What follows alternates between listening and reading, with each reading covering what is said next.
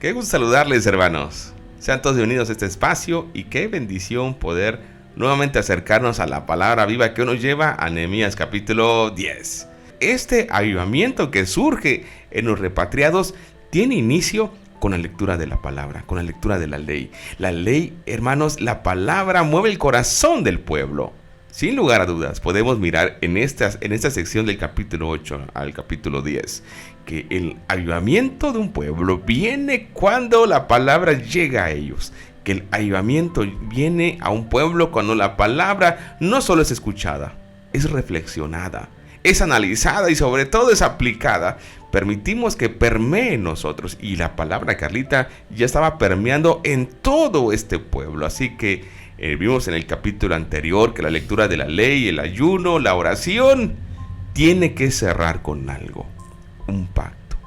Este pueblo ya está listo para decir: Señor, hemos reconocido nuestras faltas, nuestras culpas, hemos reconocido tu fidelidad y ahora queremos de forma voluntaria hacer un pacto contigo. Y el tema, Carlita, del pacto o de la alianza es un tema importantísimo. Desde Éxodo lo vimos. Desde Éxodo vimos cómo Dios hizo un pacto con ellos, y cómo ellos quiebran el pacto, y cómo Dios lo vuelve a establecer, y cómo ellos vuelven a... Y cómo este tema de la alianza, hermanos, del pacto, es un tema importante en la historia de la salvación. Pero en la historia del cronista, y abro un paréntesis, el cronista se le menciona aquel que recapitula la historia de los que regresan del exilio. Lo recordamos en Crónicas. Él vuelve a hacer un recuento a los que regresan. Y Esdras y Nehemías completan esta historia cronística. Entonces, hermanos, para el cronista es muy importante también el pacto.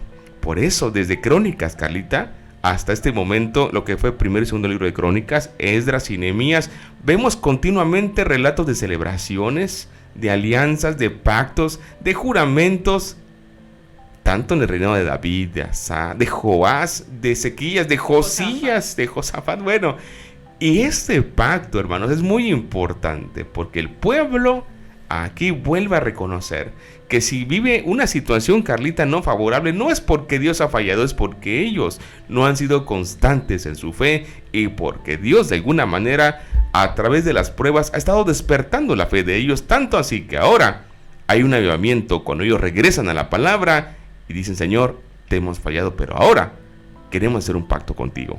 Así es, en este capítulo 10 vemos una reacción del pueblo ante la palabra de Dios. Ayer veíamos que ellos estaban escuchando la palabra por medio de Esdras. Y al escucharla, hermanos, los lleva a alguna acción. Y no solamente es escucharla.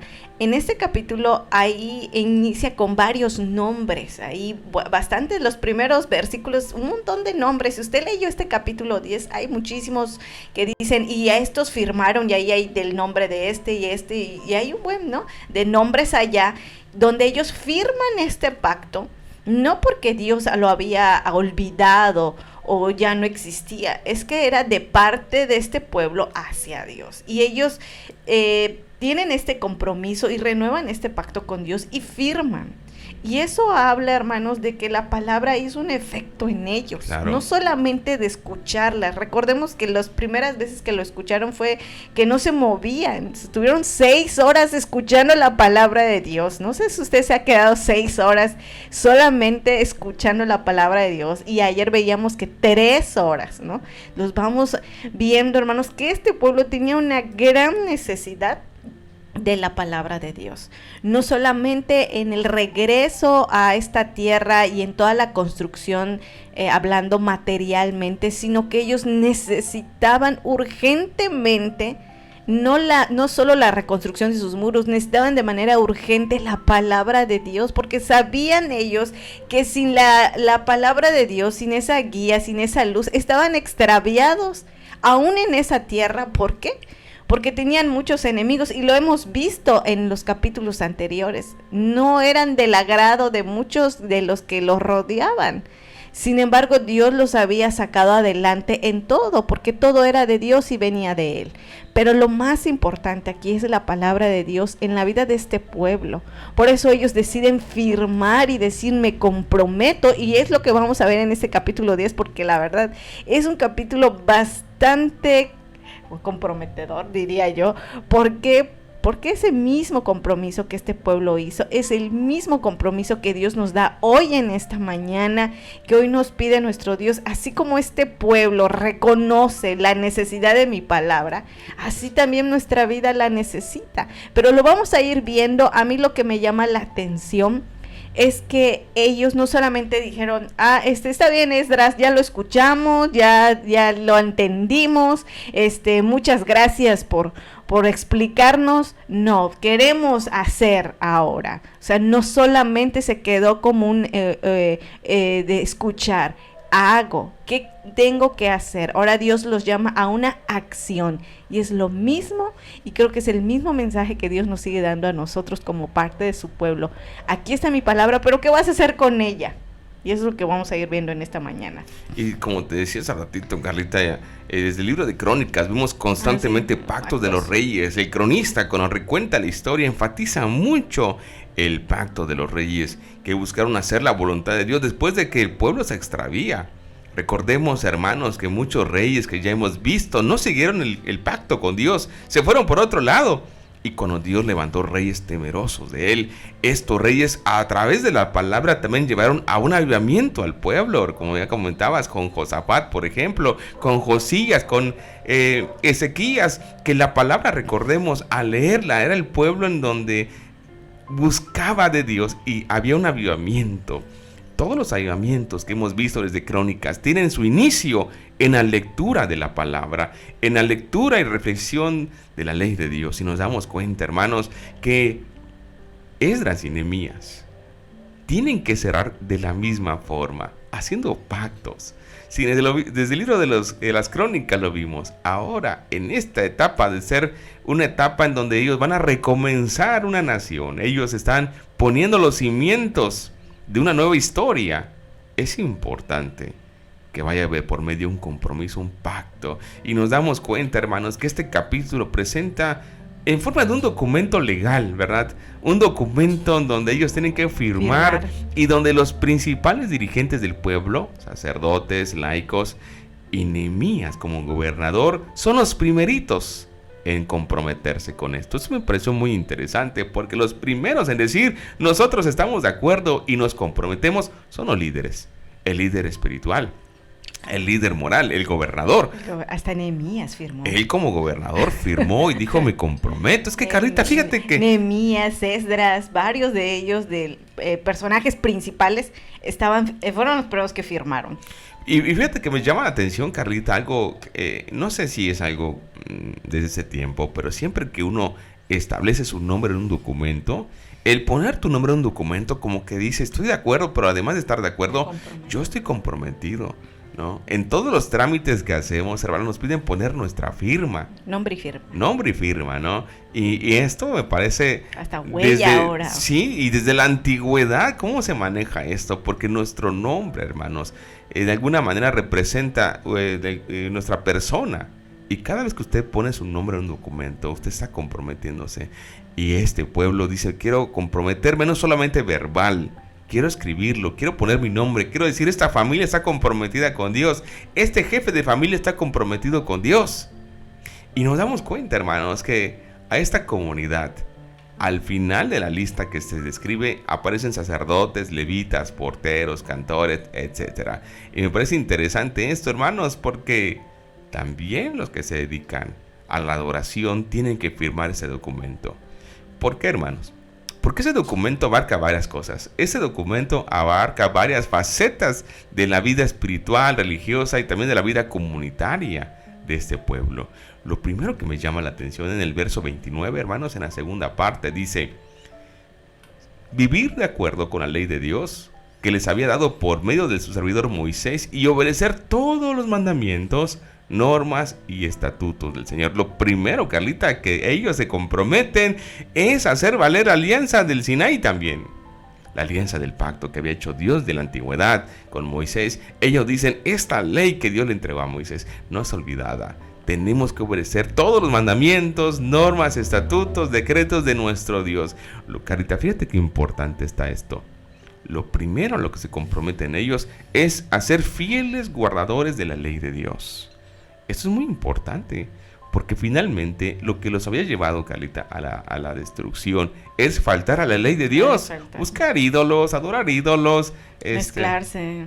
Exactamente, agarrar otras ideologías de los pueblos cercanos. Y lo primero que ellos dicen es no, la ley de Dios va a ser nuestra norma de vida. Cumpliremos sus mandamientos, sus ordenanzas. Y esto empieza a traer orden. Porque finalmente recordemos algo, hermanos. Cuando Dios saca al pueblo de Egipto, le da la ley en la libertad. Porque la libertad tiene que tener límites. La libertad, hermanos, fue hecha para algo útil. No para decir, somos libres, pues vamos a ver qué se nos ocurre hacer. No, Señor.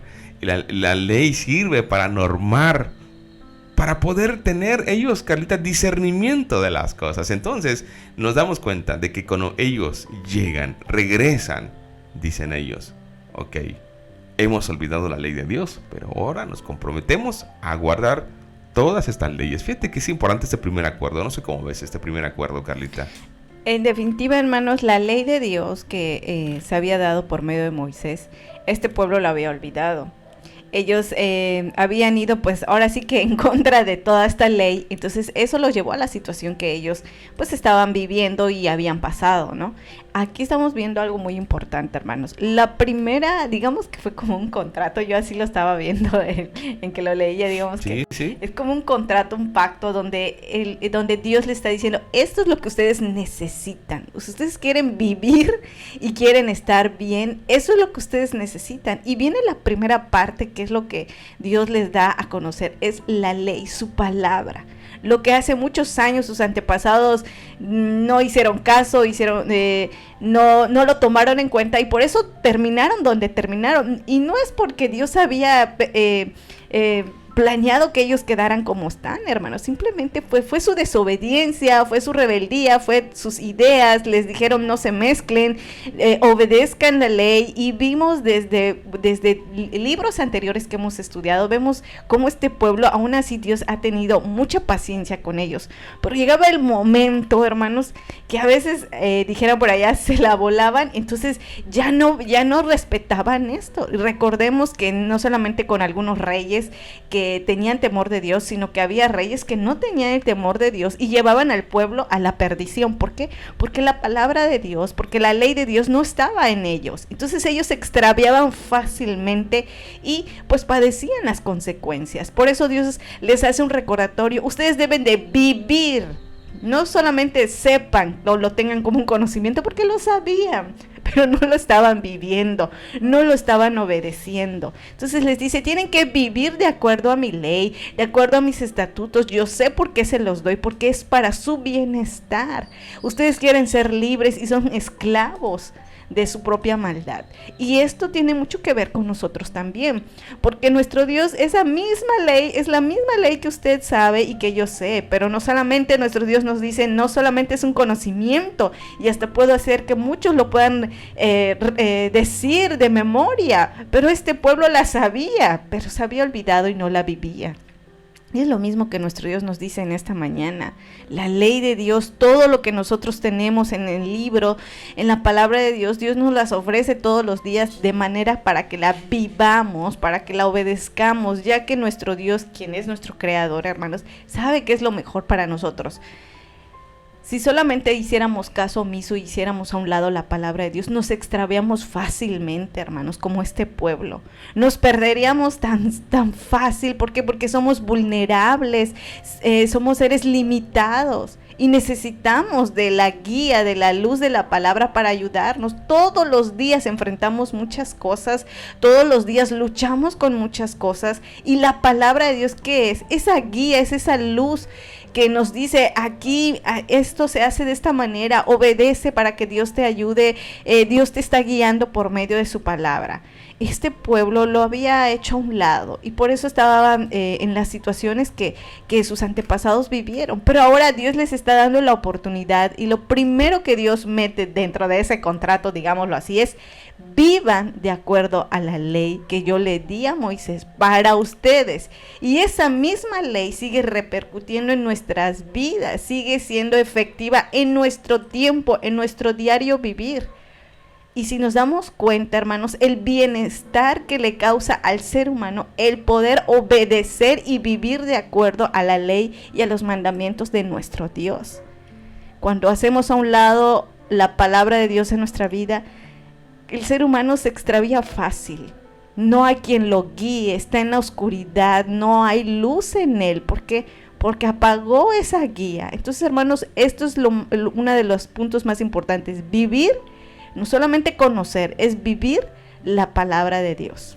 Y el segundo punto, fíjate qué interesante es, el segundo punto que firmaron en este acuerdo, en esta acta, dice en el verso 30, además todos nos comprometimos a no casar a nuestras hijas con los habitantes del país, ni aceptar a sus hijas como esposas para nuestros hijos. También prometimos que si la gente del país viene en sábado o en cualquier otra fecha de fiesta a vender sus mercancías o alguna otra clase de víveres, nosotros no les compraríamos nada. Prometimos asimismo que en el séptimo año no cultivaríamos la tierra y que perdonaríamos todas las deudas. Fíjate qué interesante, porque el segundo punto tiene que ver con el reposo.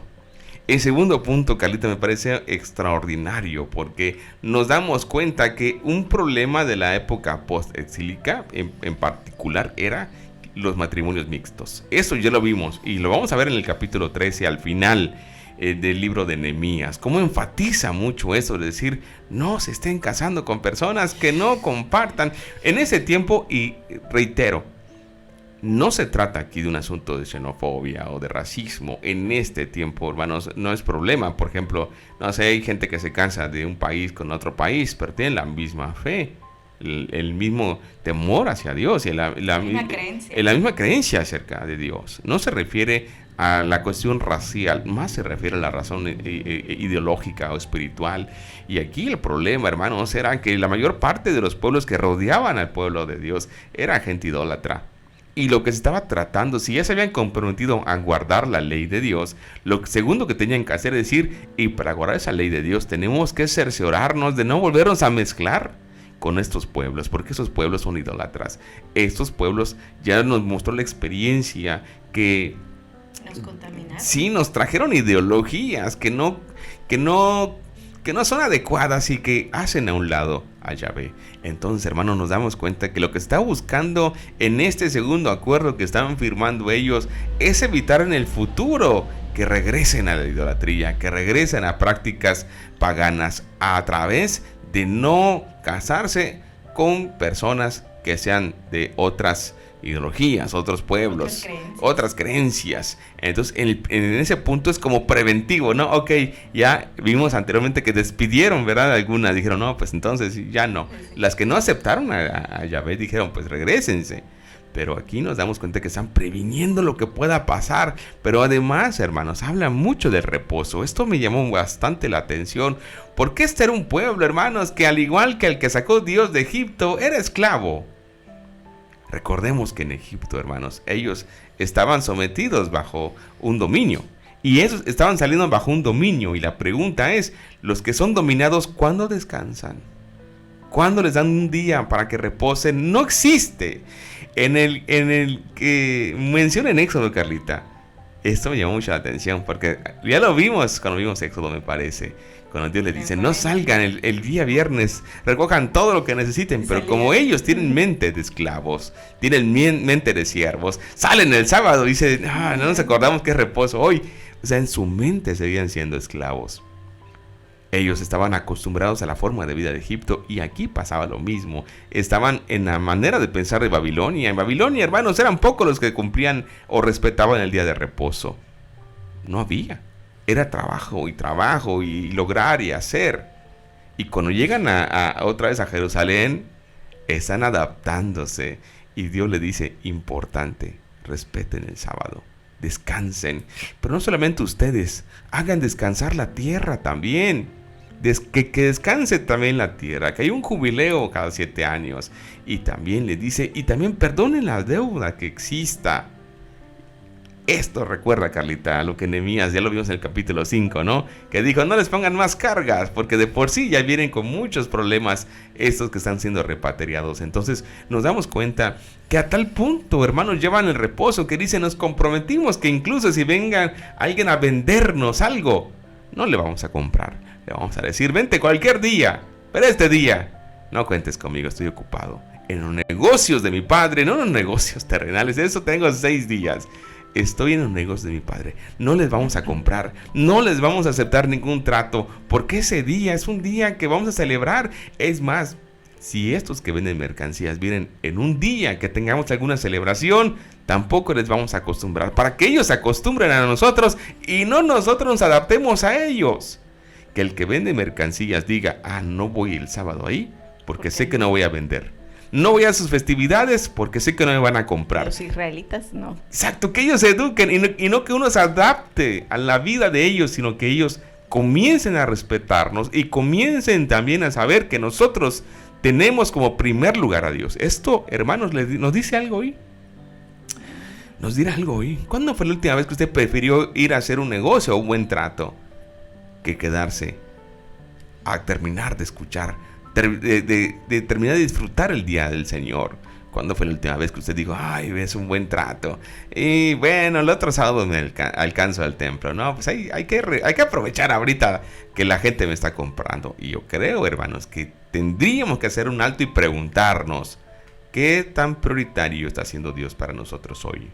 Así es, vemos esta parte de este contrato, digamos, de este pacto que ellos hacen con Dios, hermanos. Vemos aquí varios puntos, desde lo que es el descanso, el día de reposo, que Dios les vuelve a recordar. Acuérdense que hay un día donde ustedes tienen que adorarme, ya no es su día, tienen 6 días para que hagan todos sus negocios, todas sus actividades, y Dios les recuerda eso. Por eso les tienen que aprender a vivir de acuerdo a mi palabra, de acuerdo, porque yo sé que es lo mejor para ustedes. Y también les hace este recordatorio de que tengan cuidado con la mezcla de todas las ideas en el tiempo de ellos. Pero les voy a decir la verdad, que no ha cambiado mucho esa situación, lamentablemente digo, no ha cambiado mucho esa situación, porque pues a veces por no hablar de nuestra fe, hay problemas en un futuro, pero ese es otro tema, hermanos. Este pueblo, su problema era que cuando se mezclaban, agarraban ideologías que los desviaba de Dios, agarraban otras creencias a otros dioses que los apartaba del verdadero Dios. Y por eso digo que esto no ha cambiado mucho, porque lamentablemente se sigue dando, ¿sí? Entonces aquí esto es como también una referencia y un llamado para nuestro tiempo, para nuestra actualidad, porque a lo mejor usted se puede dar cuenta muchas veces que a veces por conocer a otra persona que no comparta nuestra fe, lamentablemente muchas veces hay esta mezcla. Entonces, Josué, que es pastor, se ha dado cuenta de esto, ¿no? Pero esto es lo que Dios le dice a nosotros también, a nosotros que somos sus hijos, que somos parte de su pueblo, que también nos dice eso. Tengan cuidado con las ideologías, porque en ese tiempo hay, en nuestro tiempo igual, hermanos. ¿Cuántas cosas nos están pensando? ¿Cuántas cosas nos están creyendo? ¿Cuántas ideas? ¿Cuántas religiones? ¿Cuántas creencias? Y muchas veces cuando tú no lees la palabra de Dios, ahí se va uno atrás de esas ideas, y entonces ahí empieza el problema. Eso no ha cambiado de su tiempo de ellos al nuestro, hermanos. Tenemos que tener mucho cuidado, y sobre todo la bendición de poder reposar y respetar el día de reposo. Creo que es algo importante, es para nuestro bien. Al final de todo, los más beneficiados y los más bendecidos somos nosotros, porque Dios conoce nuestra condición, sabe que somos humanos y sabe que necesitamos no solamente un descanso, sino que ese descanso lo llevemos hacia Él, ante su presencia, en un día de que tú, hermano o hermana, digas: Señor, muchísimas gracias por todos los 6 días, me permitiste trabajar, laborar. Y es que esto va de acuerdo a tus prioridades. Si Dios es tu prioridad, lo vas a vivir y lo vas a demostrar. Y yo creo, hermanos, que esto es una realidad en nuestras vidas. Dios tiene mucho poder para ayudarnos a lograr obedecer esta palabra de Dios. está en que nosotros digamos, Señor, tú sabes cuánto te amo y yo quiero obedecer tu palabra, yo quiero obedecer esta ley. Ayúdame a que yo pueda este día entregar todo a ti, mi tiempo, mi atención, para que yo pueda estar bendecido en ese día, este día de reposo. Y es que sí se puede, hermanos, solamente es creer que Dios puede hacer las cosas y mover la mano, pues no sé, de los patrones, de los jefes. Y sí se puede, hermanos, solamente es creer y pedirle a Dios. Yo la verdad lo dije cuando estoy en el hospital, yo me pongo a pensar, yo digo, no, es que yo no puedo faltar el sábado, yo tengo que estar ahí. Y bendito Dios que nada más me hicieron trabajar de lunes a viernes, hermanos. Y esto porque se lo pedí a Dios y se lo rogué demasiado y le dije, Señor, ayúdame. Y me lo otorgó, hermanos. Esto lo digo, hermanos, porque sí se puede en nuestros tiempos.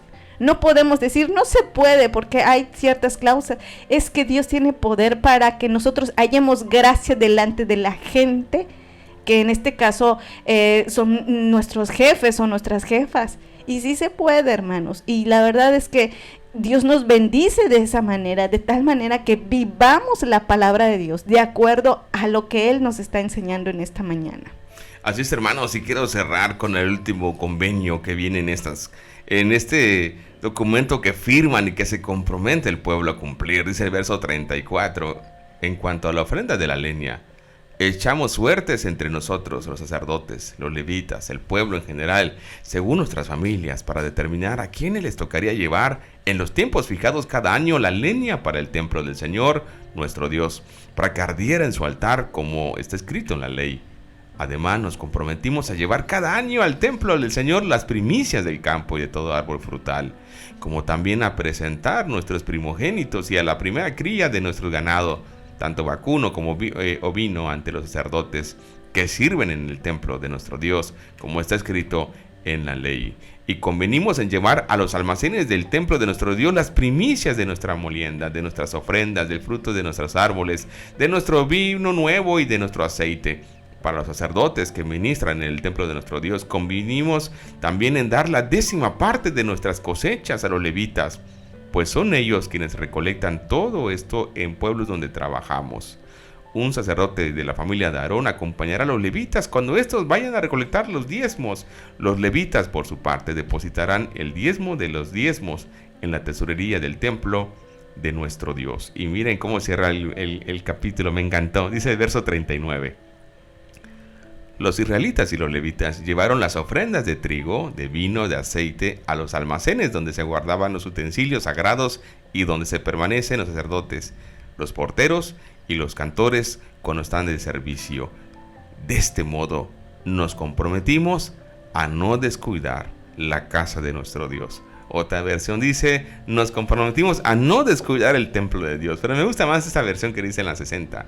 Nos comprometimos a no descuidar la casa de Dios. Hermanos, qué extraordinario está esto, porque la última cláusula, ya vimos la primera, guardar la ley. La segunda tiene que ver con no mezclarse y tiene que ver con el reposo. Tiene que ver con el reposo personal y el reposo también comunitario, el reposo de la tierra, con el perdón, con el jubileo básicamente. Y esta tercera tiene que ver con garantizar, hermanos, que el culto no concluya, que el servicio del templo, ellos tengan la responsabilidad de que se mantenga todo en el templo, que ellos se comprometan, hermanos, a través de sus diezmos, ofrendas y primicias, a que haya lo suficiente para que el servicio cultico no se detenga. Porque fíjense qué bonito está esto. Ellos primero se comprometen a cumplir la ley, allá no mezclarse. Ok, hasta ahí estamos bien, pero algo más sí, que a comprometernos a Dios, a comprometernos al culto, a comprometernos a que el servicio del culto no se vaya interrumpido, no se olvide, no se abandone, no termine.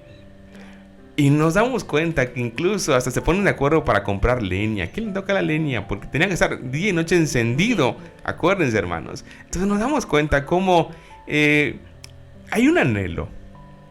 No vamos a abandonar la casa de Dios. Esta casa que en la primera versión fue destruida por nuestra desobediencia, que fue saqueada, que fue olvidada, que donde veíamos en el tiempo de los reyes metían ídolos, metían cosas que, hermanos, profanaban el santuario. Y ellos dicen, no solamente evitaremos ideologías de otra índole, sino que nos comprometemos a que este culto permanezca con nuestros hijos, con nuestros nietos. Nosotros vamos a hacer lo posible para financiar todo lo que sea que hacer para que este culto, este templo siga en pie, siga adelante. Entonces nos damos cuenta, hermanos, que esto nos habla hoy a nosotros. Nuestra relación con Dios va más allá de ir 3-4 horas al templo. Va más allá, hermanos, solamente de dar una ofrenda. Tiene que afectar primero nuestras relaciones personales, nuestro tiempo, nuestra economía. Cuando decidimos seguir a Dios, hermanos, hacemos una promesa de entregarnos por completo. Los israelitas se habían apartado, hermanos, en lo personal. Se habían apartado como pueblo, pero también habían apartado una parte, valga la redundancia, económica, para que la labor del templo no se vea interrumpida. Hay que decirlo, hermanos, muchas veces yo he visto a hermanos que son muy solidarios, que son muy desprendidos para el reino de Dios. Eso es muy bonito. Yo coopero, yo lo hago, yo doy. Esto muestra entusiasmo en la obra, pero también hay que ver del otro lado. Hay quien dice, otra vez hay que dar, otra vez hay que apoyar, otra vez hay que colaborar. Y esto, hermanos, creo que no corresponde a quienes hemos sido bendecidos por Dios y a quienes Dios nos dio la oportunidad de conocerle. Yo creo que un creyente, hermanos, tiene que ser agradecido. Tiene que ser una persona que siempre busque contribuir con la obra de Dios, que no sienta pesar ni ofrendar, que no sienta un peso, que no sienta algo gravoso el diezmo, ni ofrendar, ni dar, ni colaborar, porque finalmente, hermanos, estamos sirviendo de esa manera, estamos colaborando para que el servicio del templo se mantenga en pie y para que no vaya a pasar que un día alguien pase por la puerta de ese templo y diga, se vende, está abandonado, que no haya alguien que vaya, que asista, que se congregue.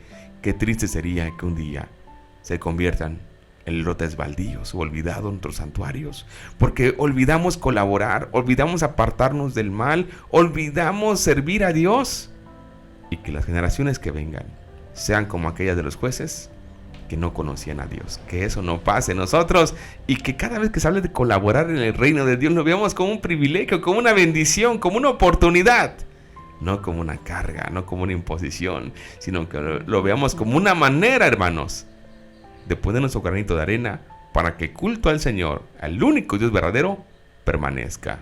Así es, hermanos, vemos esta parte de lo que necesita el santuario y para ellos, hermanos, ya habían vivido esto. Dios les dio la oportunidad de reconstruir un santuario, un lugar donde adorar, cuando ellos no tenían. Recordemos esta parte, que este pueblo no tenía donde adorar. Ahora ya tienen, no solamente tienen una tierra, tienen un lugar donde llevar su ofrenda, donde adorar a Dios. Por eso Dios les pone esta primera parte del día de reposo, pero también les dice, mi casa, mi santuario necesita que mantenimiento, necesita que estén pendientes de ese lugar, hermanos. Para ellos, recordemos, y yo creo que no solo para ellos, hermanos, para nosotros también. ¿Qué tan importante para usted es el lugar donde usted se congrega? Claro, el santuario. El santuario, para ellos era importante, hermanos, se los destruyeron. ¿Y qué templo tenían con Salomón? Hermoso, muy hermoso. Un templo que lo vimos en esos momentos, ya lo estudiamos con qué detalles, qué materiales, qué personas entraron a hacer este templo que lamentablemente los babilonios destruyeron. Pero ahorita en este regreso Dios les está dando la oportunidad, lo volvieron a reconstruir con Zorobabel y no se les fue fácil, tuvieron ahí sus situaciones.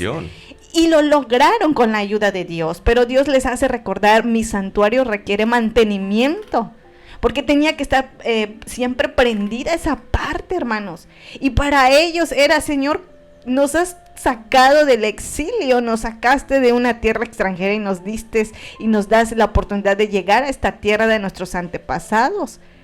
Y ahora que este pueblo estaba agradecido y con esto demostraba y vivía lo que la palabra de Dios en ese momento les estaba recordando por medio de Esdras, les estaba recordando que ese lugar no es cualquier lugar, es un lugar importante para nosotros también, que requería de cuidados, requería de situaciones de mano de obra de nosotros, de los cuidados, porque los que lo utilizaban eran ellos, como en nuestros tiempos.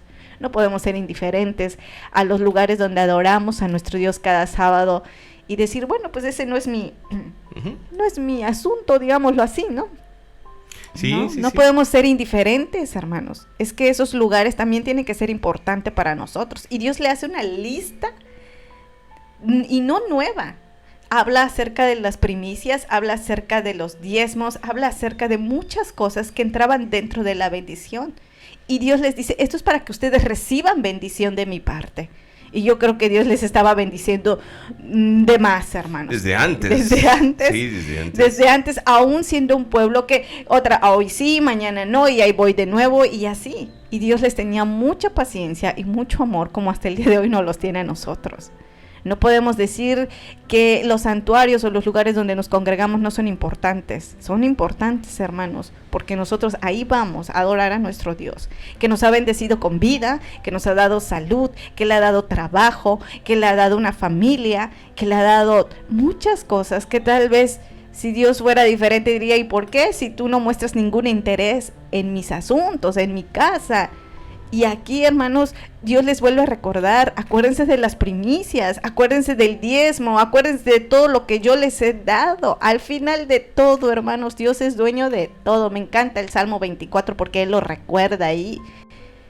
Que todo lo que tenemos es porque Dios nos los ha dado y nada más nos pide una parte de esto. Y se los está volviendo a recordar a este pueblo como también nos los está recordando a nosotros. Muchas veces queremos que Dios nos bendiga, pero no queremos no queremos obedecer esta palabra. Y era lo que Dios confrontaba a este pueblo y nos confronta en esta mañana. Muchos creyentes piden bendición de Dios, pero no les importa los santuarios, les da igual si es sábado o no. No les importa las primicias, eso ya no está. Es que la palabra de Dios tiene vigencia hasta nuestros tiempos. Y esto es una cuestión de fe, de amor y de obediencia a la palabra de Dios. Por eso tenemos que poner no a prueba nuestra fe, sino creer que Dios, yo quiero ser obediente, yo quiero ser fiel, yo quiero que Dios me siga bendiciendo, entonces tengo que hacer la parte que me corresponde con esto. Queremos que Dios nos bendiga, entonces mostrémosle a Dios dónde y en qué lugar de nuestra vida está, no solamente diciéndoselo, sino haciendo, viviendo esta palabra. Es por eso que este pueblo tenía que accionar, porque se había dado cuenta de todo lo que Dios les había dado, como en nuestros tiempos también. Dios nos ha dado bendiciones en abundancia en nuestra familia, te ha sanado, te dijeron que no te iban no tenías cura, te sanó, te restauró, no tenías un trabajo, te dio un trabajo, no tenías familia, Dios te dio la familia.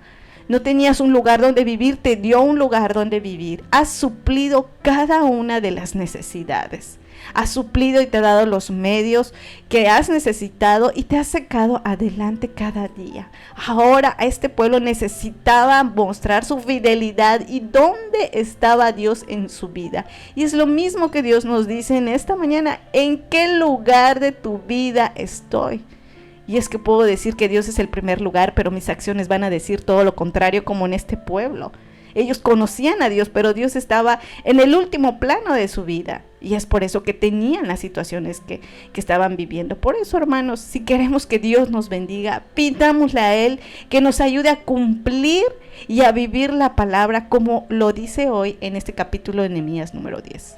Así es, hermanos. Así que yo creo que no solo este pueblo ha hecho compromisos. Creo que ustedes y nosotros también hoy tenemos que reafirmar nuestro compromiso con Dios. Si por algún momento o por alguna situación hemos bajado la guardia, nos hemos enfriado, hemos bajado nuestro ánimo, nuestro ímpetu en servir a Dios, yo creo que es un buen momento para decirle: Señor, hoy me comprometo. Así como ese pueblo firmó y dijo: yo doy mi palabra que lo voy a hacer. Así nosotros hoy demos nuestra palabra a Dios, hermanos, de guardar su palabra. Demos la palabra a Dios, hermanos, de alejarnos de todo aquello que pudiera afectar nuestra fe, de no tomar ideologías que son, hermanos, contrarias a Él, que podamos hacer un compromiso con Dios, de respetar su día, de no hacer convenios, de no ver asuntos nuestros. Ese es día del Señor. No de lavado, no de lavar ropa, no de limpiar, no de hacer nuestros quehaceres. No, es día del Señor. Que el sábado lo veamos como una bendición, hermanos, y no como un día para que aprovechar, hacer el quehacer que mañana se va a apuntar. No, es un día para alegrarnos todo el día, ir a adorar a Dios. Que el sábado lo veamos como una delicia, como un deleite, como dice el libro de Isaías. Pero también que nos comprometamos, hermanos, siempre a cuidar el santuario, a cuidar a los que sirven en el santuario, porque aquí se habla de levitas, sacerdotes. Hoy está el pastor, ore por él, anímele, ¿verdad? No lo digo porque yo sea pastor, lo digo, hermanos, porque siempre es bueno el que nos motiven o que de alguna manera también nos animen a continuar. Yo creo que es una bendición, porque aquí habla, hermanos, de levitas, sacerdotes, que ellos tenían que fortalecer, animarles. Yo le animo hoy a que usted se acerque a su pastor y diga: hermano, Dios le bendiga, qué buena labor, y oramos por usted. No lo sé, esa es una manera también, hermanos, de fortalecer el culto, porque ellos son los que sirven en el templo, ellos son los que hacen la labor cultica el día de hoy. No hay levitas hoy, no hay sacerdotes, pero hay líderes que Dios ha puesto. Ore por nosotros, ore por ellos y anímeles siempre. Cuando haya que cooperar, hágalo con corazón, con ánimo, con entusiasmo, porque sepa algo: ese santuario, quizá usted no lo vea, pero va a ser donde sirvan sus nietos, sus bisnietos, donde ellos se consagren, donde ellos evangelicen, donde ellas sirvan. Y ese lugar, si usted y nosotros hoy lo descuidamos, mañana no sabemos qué va a pasar con ellos. Hermanos, entreguémonos a todo a Dios, y de esa manera digámosle a Dios con hechos y con palabras, que es el primer lugar en nuestras vidas. Así que es el capítulo número 10, hermanos, del libro de Nehemías. Y sé que esta palabra nos ha hecho reflexionar, pero también para poner palabra en acción.